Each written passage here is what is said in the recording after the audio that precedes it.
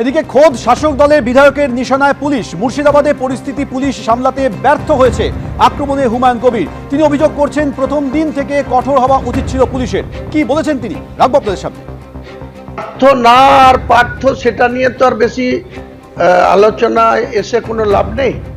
Already তারা ব্যর্থ হয়েছে, এটা তো মানতে হবে যে তারা ব্যর্থ হয়েছে। কারণ তারা যদি প্রথমেই যেদিন শুরু হয়েছে সেই দিন যদি তারা অনেক কঠোর হতো বা অনেক কারা লিডারশিপ দিয়ে এই ধরনের 2 ঘন্টা ধরে NH-34-কে ব্লকেড করছে সেটা যদি চিহ্নিত করতে পারতো, তাহলে তার পরবর্তীতে যেটা ঘটছে এটা আমার মনে হয় হতো না। ব্যর্থতা নয় কে বলছে, কিন্তু সেই ব্যর্থতা প্রচার করে কি লাভ হবে? ওখানে রাজ্যে শাসন আছে, তৃণমূলের গভর্নমেন্ট আছে, মুখ্যমন্ত্রী আছে মমতা ব্যানার্জি, তিনি পুলিশ মন্ত্রী আছে। বিএসএফকে ডাকতে হবে কেন? লোকাল পুলিশ যথেষ্ট এনাফ। এত রাজ্যে প্রশাসন আছে, একটা কোথাও ল অ্যান্ড অর্ডার ভঙ্গ হচ্ছে না। একটা 3-4টে থানা এলাকা, কি এমন ওখানে টেররিস্টের জোগাড় হয়েছে? কি এমন শক্তি, কোথা থেকে কে শক্তি যোগাচ্ছে?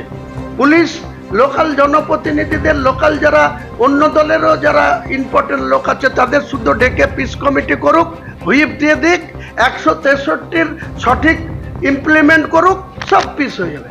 আর এই মুহূর্তে খবর পাওয়া যাচ্ছে শামশেরগঞ্জে পৌঁছে গিয়েছেন রাজ্য পুলিশের ডিজি। শামশেরগঞ্জে পৌঁছলেন ডিজিপি রাজীব কুমার। কিছুক্ষণ আগে আপনারা জানিয়েছিলাম যে 2 ঘন্টার মধ্যে রাজীব কুমার শামশেরগঞ্জে পৌঁছেছেন। এই মুহূর্তে তিনি পৌঁছে গিয়েছেন। এলাকার পরিস্থিতি তিনি নিজে খতিয়ে দেখবেন। এলাকায় নিজে থেকে দ্রুত যাতে পরিস্থিতি স্বাভাবিক হয় তার জন্য প্রয়োজনীয় যাবতীয় পদক্ষেপ করতে চলেছেন ডিজিপি রাজীব কুমার। মুর্শিদাবাদে পরিস্থিতি উত্তপ্ত হয়ে রয়েছে। ইতিমধ্যে আপনারা জানেন যে কলকাতা হাইকোর্টের নির্দেশে কেন্দ্রীয় বাহিনী মোতায়েনের নির্দেশ দেওয়া হয়েছে। কেন্দ্রীয় বাহিনী এবং রাজ্য পুলিশ একসঙ্গে কাজ করবে। আর এরই মাঝে জানা যাচ্ছে ডিজিপি রাজীব কুমার তিনি শামশেরগঞ্জে পৌঁছে গিয়েছেন। এলাকায় থেকে দ্রুত যাতে পরিস্থিতি স্বাভাবিক করা যায় তার জন্য যাবতীয় ব্যবস্থা গ্রহণ করতে চলেছেন ডিজিপি রাজীব কুমার।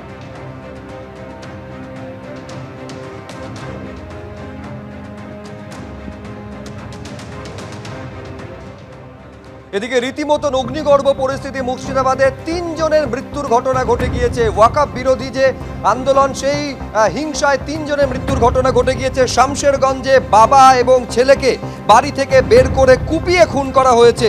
3 জনের মৃত্যু হয়েছে। হরগোবিন্দ দাস 72 বছর বয়স, চন্দন দাস 45 বছর বয়স এবং 17 বছরের কিশোর ইজাজ আহমেদ শেখ। ইজাজ আহমেদ শেখের মৃত্যু হয়েছে সুতিতে। 3 জনের মৃত্যুর ঘটনা ঘটেছে। দীর্ঘ সময় শামশেরগঞ্জে বাড়িতেই রক্তাক্ত অবস্থায় দেহ পড়েছিল বলে অভিযোগ। মুর্শিদাবাদ মেডিকেলে মৃত্যু হয়েছে 17 বছরের কিশোরের।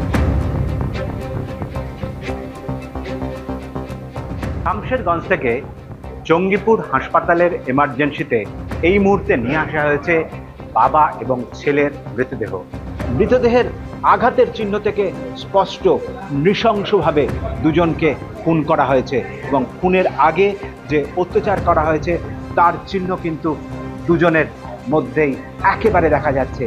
নৃশংস অত্যাচারের চিহ্ন কিন্তু মৃতদেহতে দেখা যাচ্ছে এবং স্থানীয় সূত্রে যেটা জানা যাচ্ছে, বাড়ি ঘিরে ধরার পরে অত্যাচার করা হয় এবং তারপরে একেবারে ধারালো অস্ত্র দিয়ে তাদের খুন করা হয়।